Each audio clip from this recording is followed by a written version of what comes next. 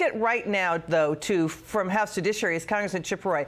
It's good to see you. So these campus protests, Congressman, people are worried they don't want it to turn into another Kent state where somebody gets killed. Former President Trump said he would have shut down these protests now growing at colleges.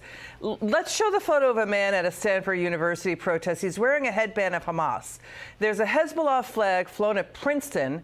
They've been chanting death to America at these schools. It's 2,300 arrested. It's growing. It's now in 26 states. How come they can't just stop this right now?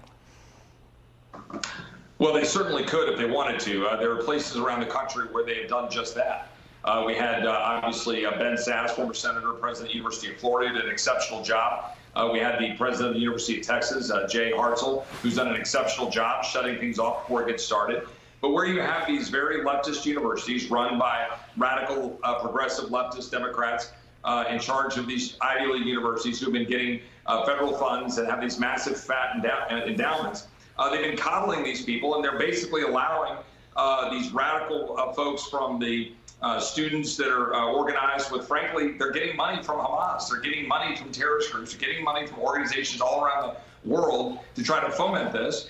And we know it, we see it, and the university should shut it down. It's terrifying. Now you've got this story coming in, Congressman. Let's get your reaction to 9 survivors of Hamas's 10/7 terror massacre just slapped a federal lawsuit on students against Students for Justice in Palestine, saying they are, quote, Hamas terrorist collaborators. They're systematically radicalizing students. They're the ones coordinating the occupation of college campuses nationwide.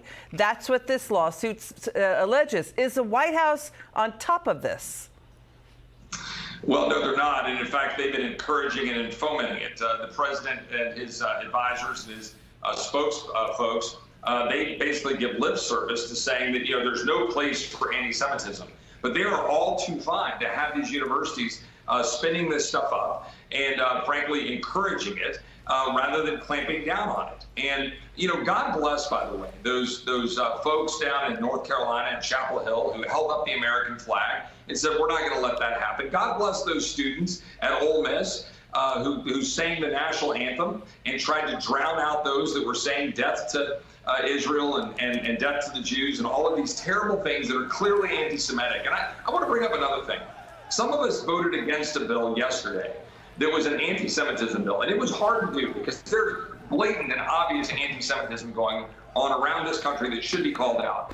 But we have to stand up for free speech, and we've got to make sure we don't, in the quest to clamp down on it, do stupid things that are going to have thought police. No, understood. So I understand, but this lawsuit indicates there's a national security risk at these campuses.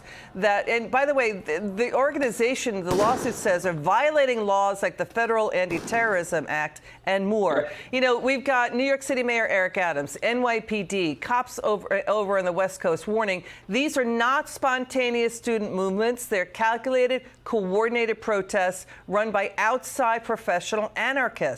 Half of those arrested at Columbia and City College, not students. Watch the NYPD deputy commissioner here. Watch. There is some organization behind this movement. The level of organization that we're seeing in both of these encampments here and at Columbia. Leaflets on how to protest. Leaflets on how to commit civil disobedience. Leaflets on what to do when you get arrested. Leaflets on what to say to the police when they ask you. There is somebody funding this. There is somebody radicalizing our students, and our Deputy Commissioner of Counterterrorism and Intelligence will find out who it is. These are insurrectionists hell-bent on attacking the U.S. We've got at UPenn, they're passing around guidebooks showing students how to break into buildings, escalate protests, even create weapons. I mean, so why is the White House thinking only rhetoric is good enough? They have to take action before somebody gets really hurt. Well, because the White House doesn't care. The White House has been leaving our borders wide open and exposed. Now they want to move thousands, if not tens of thousands, of Palestinian refugees into the United States, despite the fact that most of the Arab world, in fact, none in the Arab world will take them. We know that this is an organized effort that is being funded by people overseas, by radical folks that want to foment this in our country. We need a president and an administration that will stop this. And frankly, we need a Congress that will stop funding it, including Republicans. That's it. We've been allowing this to happen for too long, funding universities and funding the organizations that are doing it, including, by the way, the bills we just voted on that sent more money to Hamas to fund the refugees. So we need a serious Republican opposition to these radical Democrats that want to destroy our country, allowing people to come in and do what you're seeing Congressman. right now. Thank you so much, Congressman Roy. It's good to see you. Thank you so much for coming on the show. We're staying on this story.